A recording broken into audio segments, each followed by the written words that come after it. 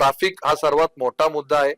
जर तुम्ही पाहिलं वानवडीमध्ये आपण कोविडच्या काळामध्ये वानवडी जनरल हॉस्पिटल हे विशाल मेगामार्ट जिथं आपलं वानवडी रामटेकडी क्षेत्रीय कार्यालय त्या ठिकाणी उद्घाटन झालं होतं वानवडी जनरल हॉस्पिटलचं.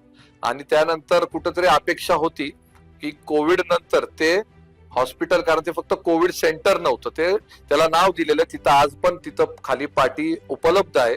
त्या पाटीवर नाव दिलेलं वानवडी जनरल हॉस्पिटल. जवळपास 90 ते 100 बेडचं ते हॉस्पिटल आहे. परंतु आजही ते हॉस्पिटल धुळकात पडलेलं आहे. आजही त्याच्या उद्घाटनानंतर कोविडमध्ये जेवढं तिथं ते क्वारंटाईन सेंटर करण्यात आलं त्याच्यानंतर तिथल्या आतलं साहित्य गेलं कुठं? आजही शटर बंद आहे. माझा तर ठामपणे आरोप आहे की आजही शटर उघडलं तर त्या वानवडी जनरल हॉस्पिटल मधलं सामान हे बऱ्यापैकी चोरीला गेला असावा असं कुठेतरी शक्यता आहे. आतमधल्या बेड आहेत का नाही हे पण माहिती नाहीये आपल्याला.